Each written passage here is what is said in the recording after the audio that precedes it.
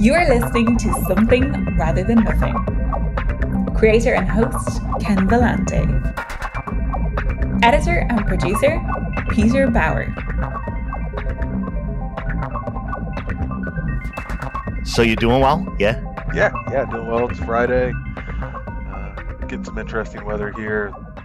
We're getting some of those storms blowing through the Midwest, and we're getting a bunch of wind and rain right now. So You're in Shenandoah Valley?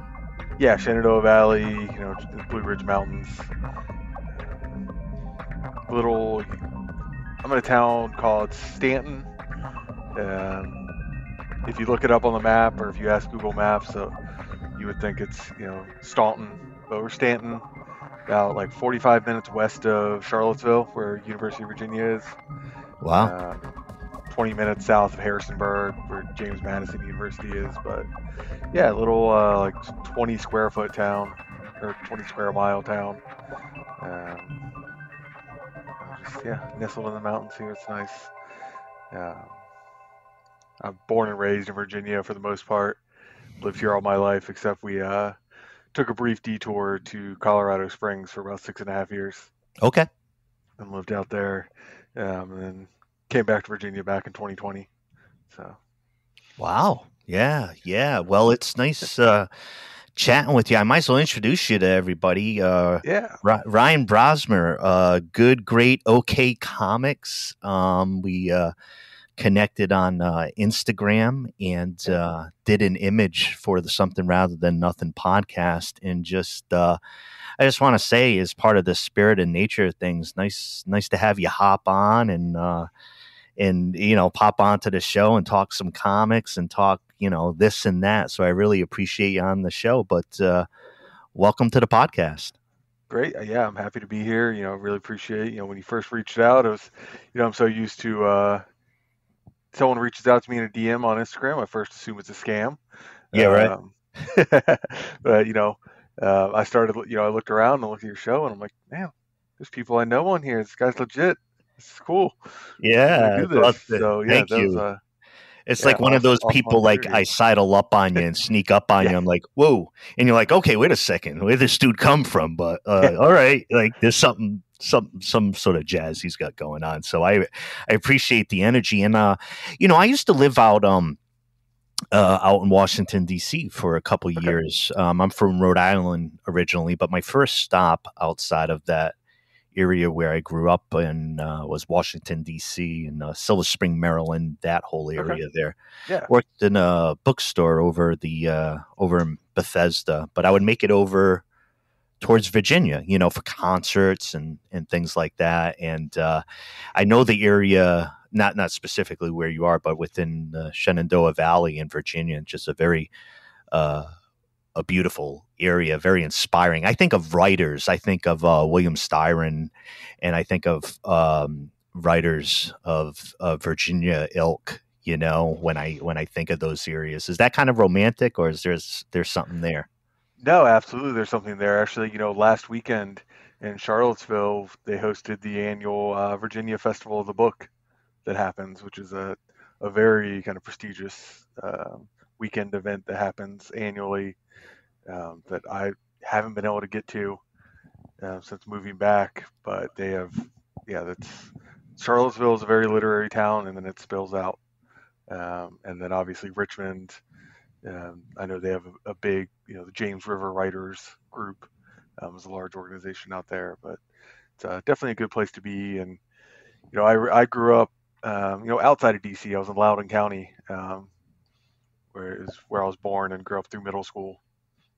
My dad grew up in Maryland, in the, Silver Spring area. Actually, my grandparents lived up there for a while. So spent a lot of time up there. And then DC, obviously, taking field trips there. Yeah, a little bit. Every other weekend in school when you live up there. I didn't think about that. Museum. Yeah. Seen every Smithsonian museum about 5 times. Yeah, I'm thinking now about maybe if that is lined up for your trips, how if you are in the area, it'd be like, well, DC's all right, but I've seen it a bunch, Yeah. as a kid, like if you're in the wrong museum as a kid or an adult, you're in the wrong museum. So exactly. Right. We loved it. I'm the youngest of three brothers, so we were always up there having fun at the Air and Space Museum, science museums. Excellent. Yeah, tell the listeners about the Good Great OK Comics. It caught my eye.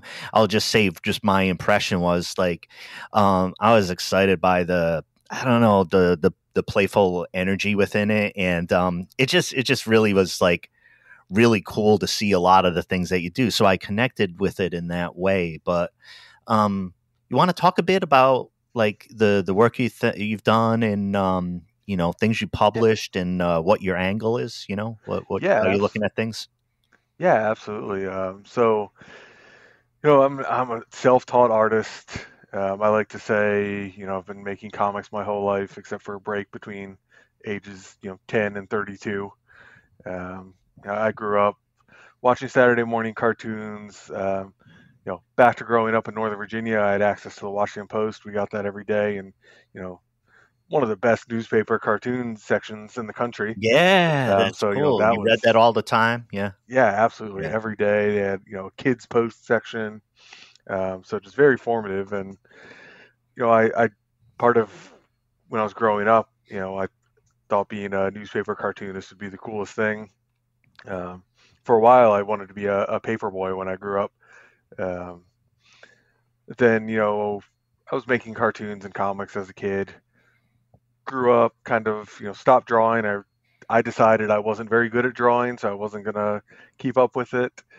And then, later on in life, I decided, that's just an excuse that I made for myself. I'm gonna get back and sure, try this. It's always something I wanted to do. I was always jealous of people who could draw, and I settled into kind of a style that I think fit my capabilities, that I became happy with, that was inspired by those cartoons that I grew up with. And it's fun for me to create, and fun for me to see people's reaction to that.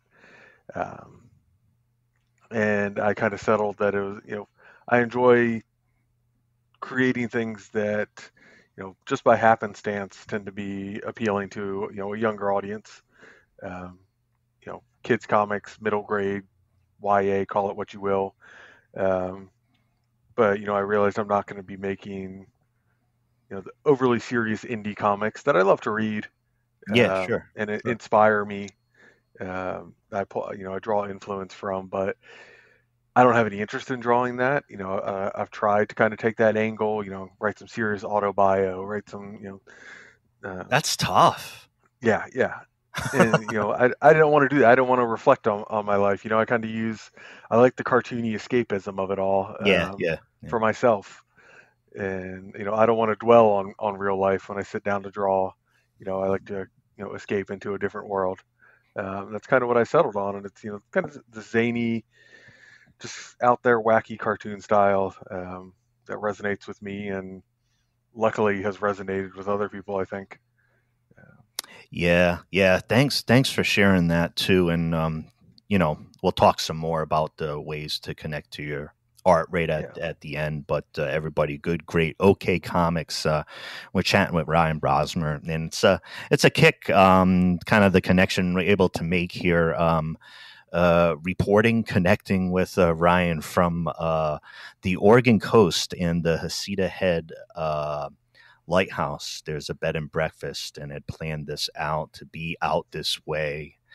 Supposedly, there's a presence possible of a woman who is looking for her child. Seemed to be generally benevolent, not a negative spirit, but a little noisy, or sharp elbows into walls at times.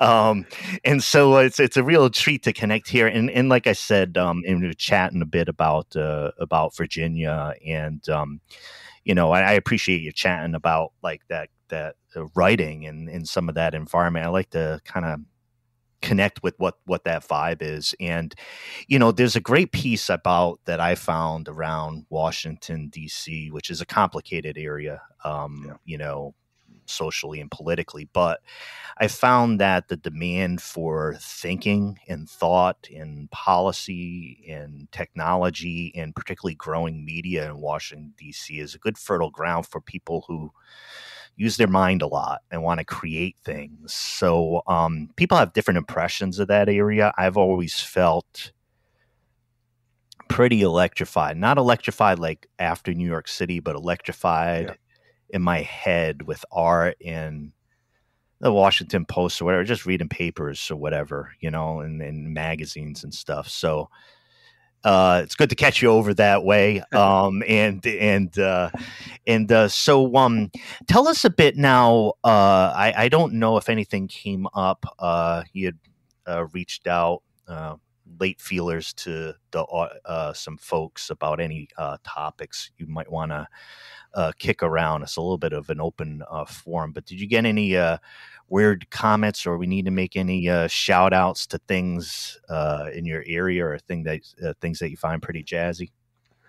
No, I didn't. I think I posted my call for questions a little too late. I should have thought, if I had thought about that sooner, I would have got that up yesterday. So I didn't get any no one asking me to spill the tea. No one asking me to reveal any secrets here. I got one from Uncle Vinny from the Bronx, who says this guy seems pretty cool. Keep going, buddy. So hey, there we go. We got something there. I appreciate that. Straight from the Bronx. Can't argue with that. Washington Capitals fan when it comes to hockey. Do I take? Okay, tell me about that. You have space and room for hockey. This is a very generally friendly space for hockey folks of all time. And I love the shot of Ovechkin. I respect the Capitals. I'm very interested in them. But tell us, here's your Capitals space. Tell us Capitals stuff. Yeah, no. So actually, I was telling this story to some friends recently. We were talking hockey, and I ended up doing a little comic about it that I posted on Instagram a few weeks back of kind of how I got into hockey, and specifically into becoming a Capitals fan, and how it's an embarrassing story from my childhood that has haunted me to this very day. And I felt I had to illustrate it, but it was third grade. I had my first my first cool guy teacher. I was a young, impressionable kid. Sure, that can be important. Yeah. Yeah, it was great. His name was Mr. Rudnick. So I'll shout out Mr. Rudnick. All right. I have not talked to him since third grade, but I know he is now an elementary school teacher in Northern Virginia, elementary school principal in Northern Virginia. But he was from Philadelphia, and I wanted to impress him so bad. I wanted to know. All I knew about Philadelphia was Liberty Bell, history, whatever. Rocky, maybe. I decided I loved Philadelphia because I wanted to be friends with Mr. Rudnick. So one day, I watched the Caps versus the Flyers game. My parents let me put it on TV, and I watched the game start to finish. It was the first hockey game that I really, remember sitting down and watching, choosing to watch. And I let my parents let me bring in the Washington Post sports page the next day. And I was very excited to be able to talk about the game with Mr. Rudnick and talk about my newfound love with the Philadelphia Flyers. And he didn't realize I was such a big hockey fan, and neither did I. Right. But we lay out the paper and start looking at it, and I tell him, I love the Philadelphia Flyers so much, and especially their cool Eagle logos. And he goes, I think that's the Washington Capitals logo.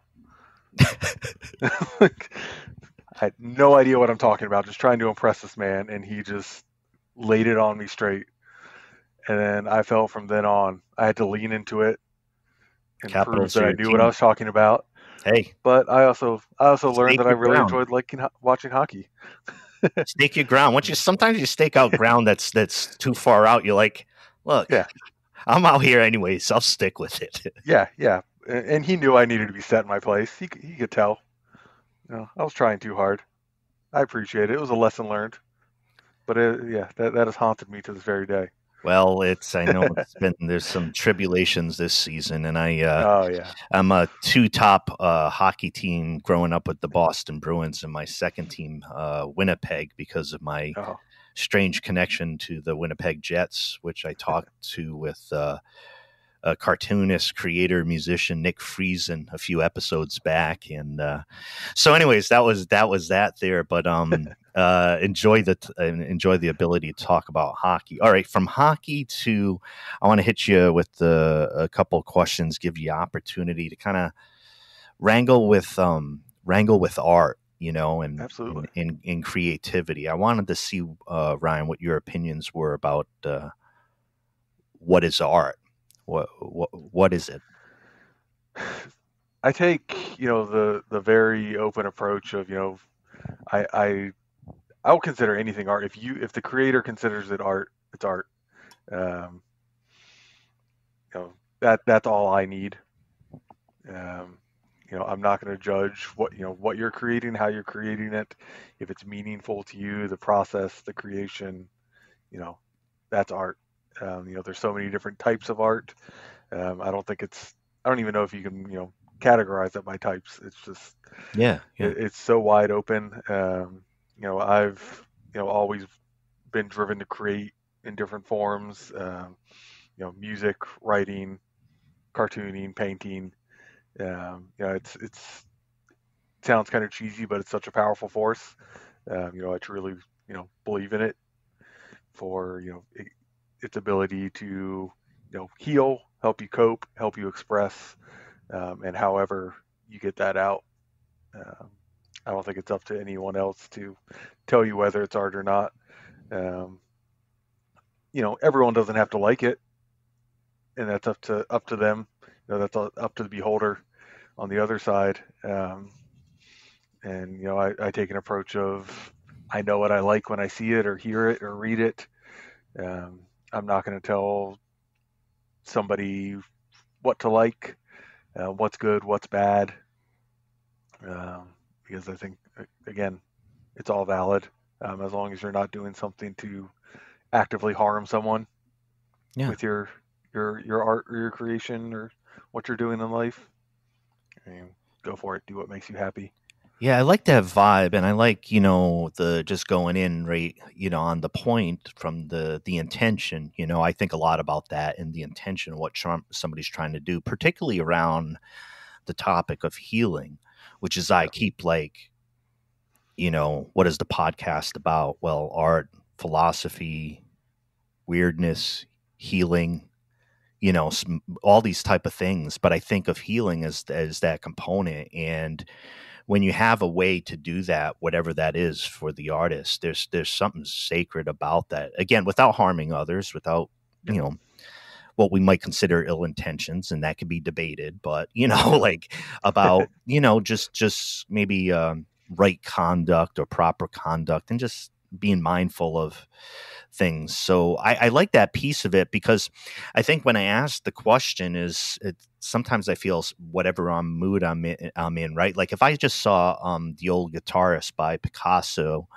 in the Art Institute of Chicago, and like that experience for me is pretty intense, and I've seen it 2 or 3 times, and I go outside and somebody says, what is art? And I'll be like, I'll tell you what art is. It's right on the other side of the wall. Look at that Picasso from his blue period, like, and just pointing to how sometimes it's a discussion to have all around. Sometimes it's just the object itself. Look at that Picasso. I don't want to talk. Just look at it, but I appreciate your thoughts about really the process, which I think is another component of it. And how helpful has it been for you?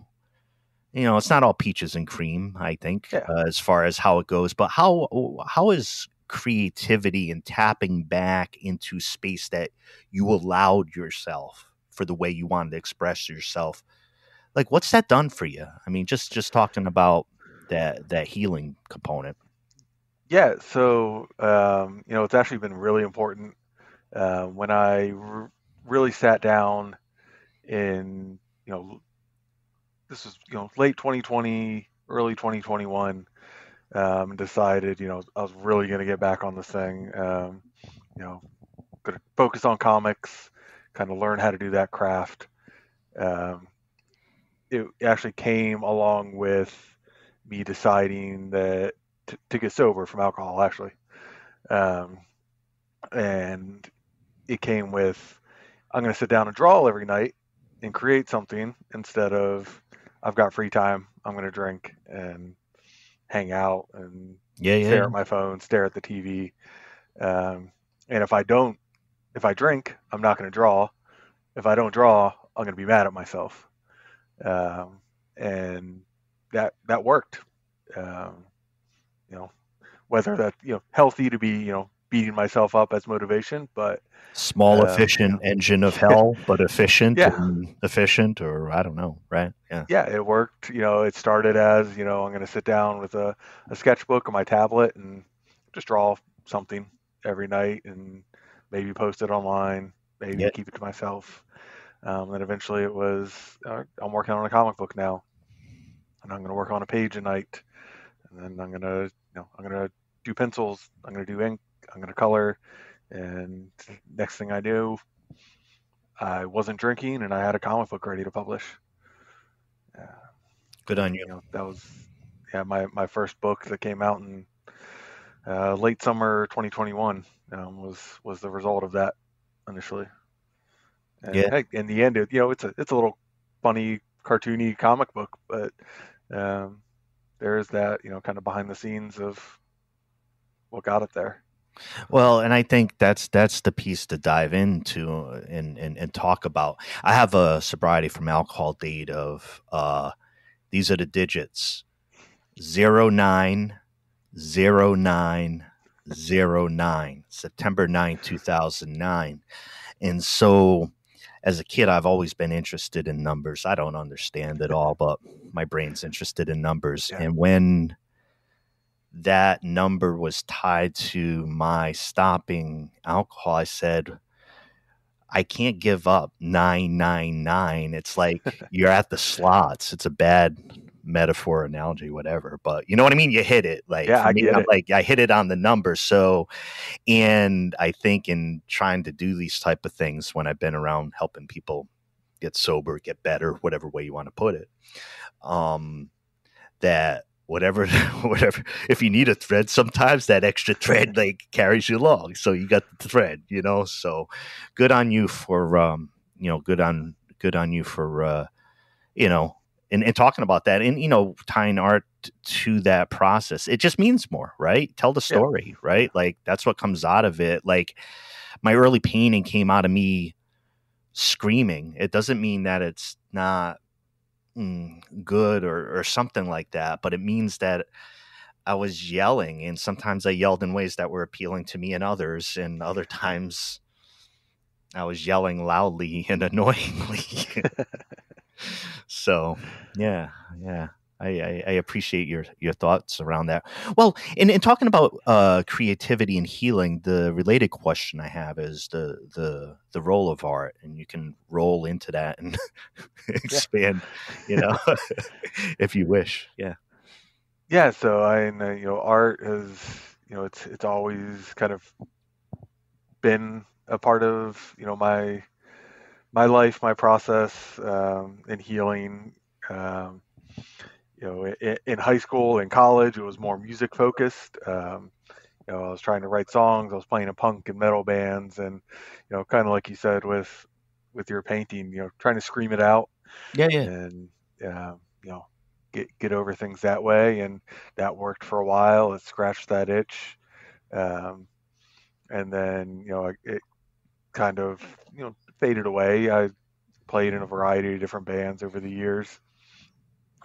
Did some light touring here and there, and then I kind of let that go away, and it left kind of a void of creativity there that I think was helping hold back, or at least deal with. Let's do a pause record scratch there. When you're making music, when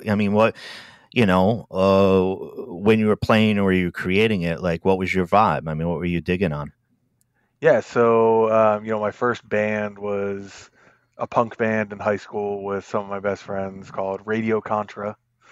We were basically at the time a Rancid cover band, or a Rancid rip-off band, with some Sham 69 covers thrown in. We were in kind of a small town suburb of DC, Fredericksburg, Virginia. It's smack dab between DC and Richmond. Yeah. And kind of gets an art scene that feeds off both. So we were playing shows at the local VFWs and pool halls, and it was a great time. It was my first exposure to music. I was playing bass and doing some backup vocals and writing songs, as much as 3-chord punk songs go. And then from later on in high school, I was switched over to guitar, playing in more of a hardcore screamo band at the time, with a few of the same friends and some other folks that didn't last as long, but some great memories. And then after that, in college, I was playing kind of solo. Would do some solo stuff, solo acoustic. I would pick up anything with strings, and my college years kind of unlocked my long dormant love of country music. That's what I was raised on with my dad. My first ever concert was Hank Williams Jr., Charlie Daniels Band, Randy Travis, and one other, I can't even recall. But I got to see the Golden Fiddle. They had a rolling museum.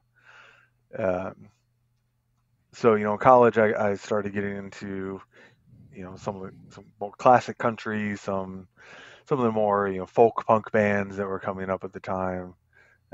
Against Me was really big when I was in college. Sure. Bands like Defiance, Ohio, and that really influenced that era.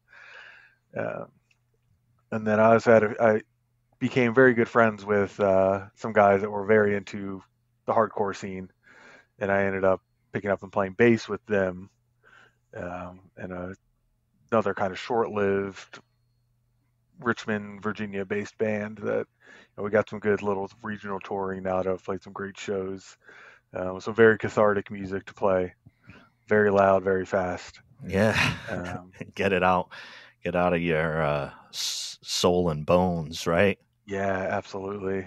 And then post college, I started another project that I called Ryan B and the Dead Sea. That was very country folk, blues inspired. Started out as a solo thing, and I put out a couple of EPs, home recorded, and then decided I was going to put together a little tour.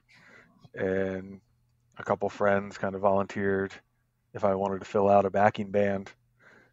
So I got a bassist and a drummer, and we rehearsed for about 3 weeks before hitting the road for about a week and a half around the Mid-Atlantic, out to Tennessee and Kentucky and down in North Carolina, up into Maryland and around, and played a week full of shows where the sound kind of evolved back into a louder thing with this full band.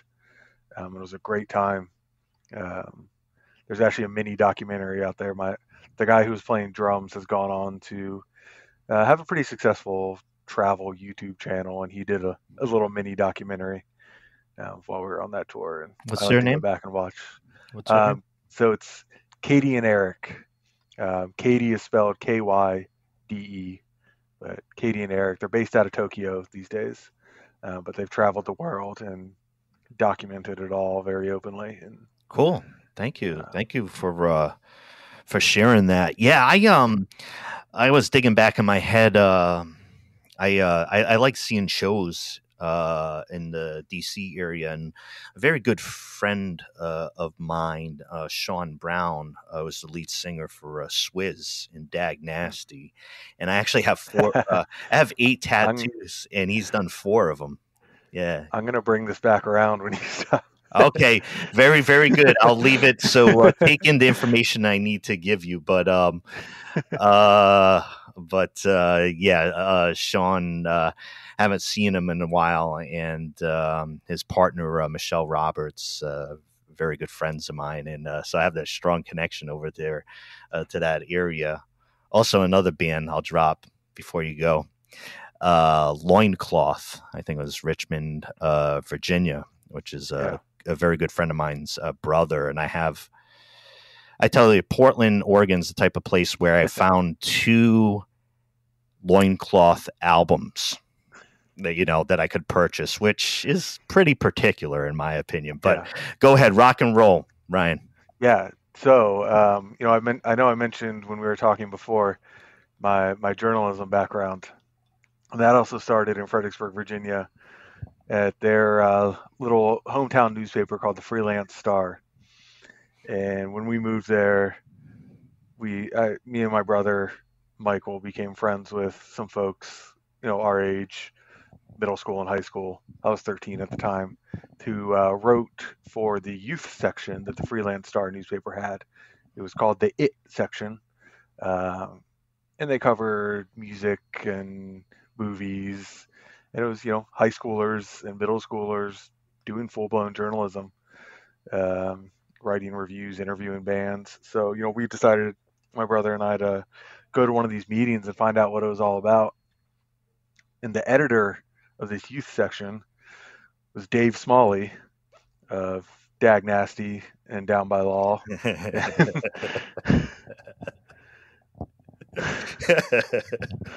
That's why I do this show, Ryan. So I've known Dave Smalley since I was about 13 years old, and well, folks, I mean, we're indulging ourselves, Ryan and myself, your host, but really connected to DC underground punk 90s. Yeah. Some of it depicted in a documentary called Salad Days. So very nice to chat about this. But folks, what I'm saying is related to what we're chatting and laughing about, which is very wonderful and entertaining, is that there's a lot of good, particularly that documentary Salad Days on the scene, to acquaint yourself with like intense political energy, intense punk energy, intense scene energy. I really dig on that. It's nice to chat with you about it. Yeah, absolutely. That's good on the music. Now, when I did the record scratch to pull us off to make sure we did talk about music, the question we were kicking around right then was the role of art, and I just wanted to open it back up and make sure if I 10 minutes ago when we went down this road, if you had other thoughts at that intersection. So so these days, as I write, I find the things that I can turn into comics that I enjoy writing and drawing actually tend to stem from my anxieties of just everyday life. Without getting into writing kind of woe is me autobio comics, I channel these into I think my style of cartoonishness that still feeds off those anxieties. Sure. A lot of them, I've written comics recently about the situations that I come up with in my head while I'm walking my dogs in the morning. And what would happen if one of them got off leash? What they're sniffing around a sewer. What happens if they slip out of their collar and decide to go investigate that sewer a little closer? And just running these scenarios through my head as I'm walking my little Dachshund Chihuahua and our golden doodle. Of what am I going to do? And I come home and write a comic and channel that in. It's things that do really bother me or keep me up at night, but I get it out on paper, and it seems silly, and that's how my brain works. And so I'll focus on worst possible scenario that could happen in any situation, but I can try and make myself laugh about it and hopefully make others. Well, I don't know how I'm going to bring it back to Sean Brown and dogs, but I can, Ryan. I don't know how, but I'm going to tell you how.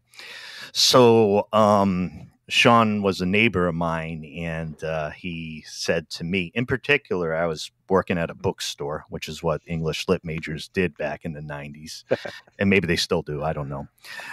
But they were taking a trip, and they're like, Ken, can you take your of doggo. Now, Sean and Michelle taught me a lot very quickly about the pit bulls and how pit bulls are raised, and it taught me a lot. 'Cause I grew up in the city. There's all these kind of ideas about what dog breeds are and stuff. So they had a pit bull, a wonderful, beautiful dog, very strong. And they're like, "Hey, can you take care of the dog when we're gone?" I'm like, "Yeah, being a good neighbor, and they're my friends and everything." And I was able to do it. So the first time I took out Doggo, get to the sidewalk, and he pulls off the leash, and he looks at me like, kind of like sits back. If the dog's going to sit back on the couch and like look at you and be like, "I'm just telling you what I can do. So come put the leash back on and let's take a walk." And I'm like, "Okay." That was a test, yeah. So when you mentioned some of the stuff around the dogs and animals, I was like, I get that too. Yeah. I don't have kids. So I worry about our zoo crew here. 4 cats and 2 dogs. All the relationships good amongst the animals. Oh, they get along great.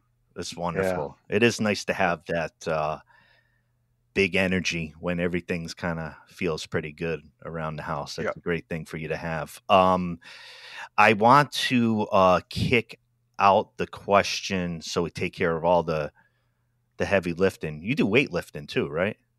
I do, yeah. Okay, yeah. Well, so we got weightlifting in there. But let me do this one, and you can answer this one with you can answer the something rather than nothing question with the weightlifting. I'll talk about it afterwards. But the question I ask all guests is, why is there something rather than nothing? I think touched on it a bit of for practical purposes of I needed something to fill my evenings for my current cartooning, trying to distract my brain from the things that were leading to nothing. But I've just always had that need to create and not to I don't want to say to leave a legacy that that feels self-important, but to leave something behind, to leave some kind of mark. No matter what it is, it's kind of always been there in the background of when I was making music, when I'm writing, and I think it's even stronger when I'm drawing, painting, doing making cartoons, having something right in front of me that I'm literally watching coming as I bring it into existence. It's a little thrilling on its own. Scratches that creative itch, and yeah, sorry, just kind of rambling there. This show is friendly towards the development of thought, including my own. Yeah. It's just that need and drive to create and be able to see what I'm making, be able to show people what I'm making. I don't know if it's trying to prove my worth to myself in some form or fashion, that I have to be creating something. I have a day job that's it's not a bad job, but it's a very mindless job, and I've been in the kind of the corporate world for the past decade since I got out of college. So I don't know if it's there's definitely some form of needing to do something for myself. Yeah, that's satisfying. Well, I hear that too, and what you're saying. I mean, the need for it. I think I've had the experience in my life experience where I've known and interacted with just a lot of people, and there's so much energy I think folks have towards, I don't know whether it's some component of themselves or how we define ourselves narrowly. There's these energies behind us that I think with an artistic mindset or identity, there's a greater freedom to try to channel those out. Because for me, sometimes I'm like, I'm under the auspices of an artist, and like, it sounds weird, but like, don't fuck with me. Like you need to have some sort of thing with like creation where you could be like, I want to create, and I want to do these things. And I think the word marks is something that really sticks out, because I think of books, I think of sketching, I think of like leaving a mark, and that really sticks out for me as well. And that desire it's well pointed, I think. Yeah, and it kind of took me a while to get to that point myself, and be able to tell myself that I don't have to be doing this for anyone else. I don't have to care if no one ever reads my comics. I'm still going to be drawing. Um, I'm still going to be doing this for me. And I had to get over that and convince myself of that. And I wish I had done it earlier in life with a lot of things, but I'm glad I have. And I would encourage anyone to have that conversation with themselves if doubting yourself in any form. Push the energy, push the energy, push some of that out. Like, even if it's sloppy in a bit, just try to find some space for it. It doesn't have to be prepackaged. We close ourselves down a lot, man. I mean, I think we all do. Like, this is what I can do this at this time, and then when you cast some of it aside, you're like, huh. I'm not even quite sure where that thought came from. It might have floated in a long time ago, unanalyzed or something. So, yeah, I've had ideas. I've had comic ideas sitting in my head where I tell myself, or in the past I've told myself, I'll get to this when I can draw good enough, when I think I can do this justice. And there's some truth to that. I'm going to sit down and sketch some things out, but I got to the point, it's like, why? What do I mean once I'm good enough? Like, I'm comfortable in my style of I've established this. I'm going to get this out and just put it on paper. What am I waiting for? Go in and do it for it. Hey, this is a podcast, right? And I got created one of the first, or let's just call it the first. I say that each time I say it. Podcast superhero, the uncomfortable but important hero of Sairambe, the cyborg Harambe avenging spirit, whose story is yet to be told. It has been written, but is yet to be told. So you got to dive into some of this stuff. Absolutely. I mean, because you can, and tapping into that. And if it's absurd, or if I want to walk around and declare that there's a podcast superhero avenging spirit, that I can, because it now exists, and I will. So I appreciate it's there. I appreciate your art and contribution to the show. I will say it's a prelude to a conversation I'll have with Bonnie Bloomgarden of Death Valley Girls and Things in the Sky and UFOs and the Fantastics. So I think these things are woven together, and thanking you for your contributions to this galaxy. Yeah, absolutely. Glad to be of service. Where do folks, Ryan? Where do folks find your stuff? Tell us where to look around. Mainly for my art, I've taken up base on Instagram at Awful Quiet, which I try and tell people is not just a screen name but a descriptor. Normally not talking too much, so this is the most I've talked about my art or anything in a while. So appreciate you bringing me out. Oh, my pleasure. Yeah, and other than that, I've got a shop, portfolio site, goodgradeokcomics.com. Yeah, and it's important to mention that website too, because I know recent guests who put out zines and things like that. I've had a lot of listeners be like, if you're into zines and you're into some of that energy and the small collectibles, they can be affordable. Resources can be tight for some folks, but if you're thinking about getting art that's affordable, that is tradable, that's has good energy, if you tap into that, then the website's a good place to check out and get some good stuff.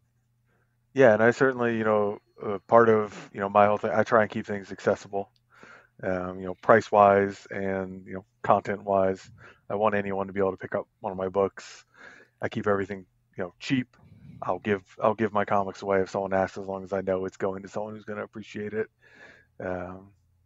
if there's anyone out there who wants to trade, wants to swap, fellow creators, I'm always interested. And I'm a consumer of comics plenty myself, always have been. So well, we're creating more of that. We got a website, something rather than nothing.com that we're building up, but I think the idea, with the collective idea behind the show and being able to share in exchange, create the space for that. So we're going to try to do more and more to kind of make it easier for folks to access your work. And of course, if you're in the Virginia area, checking out Ryan, I am very close to what I consider a mecca of cinema and film and comic book creators in Portland, but in Oregon in general.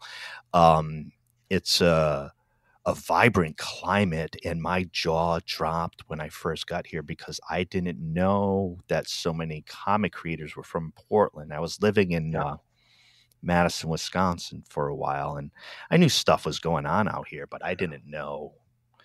And then when I got out here, I'm like, are you shitting me? This person's a neighbor with that person, and like, you could just go up and talk to them. And I'm like, but they're comic book, So it's a good vibe. So I like tapping into your work, Ryan. Yeah, Portland. I've never been out there, but I've got friends out there. One of my best comic friends is Portland based, and you've got Floating World. Yes. One of my bucket list shops to get to. Well, next time I go to Floating World, what I'll do is I'll take a video of me walking around and show you some items in there. One of the more fun episodes was with the Greg and Fake, the Santos Sisters comic, and we've Something Rather Than Nothing podcast has graced the adverts in that lovely publication. So I think it might emerge as a weird, sleazy 1970s New York, Lower East Side trading of comics and other ephemera. So it's a good vibe. Ryan, thanks so much for coming on the show. I really look forward to checking out your art, and of course, Awful Quiet on Instagram. Check out Ryan and on the website. Thanks so much for coming on. Really appreciate you. Yeah, likewise. Thanks, Ken. Thank you.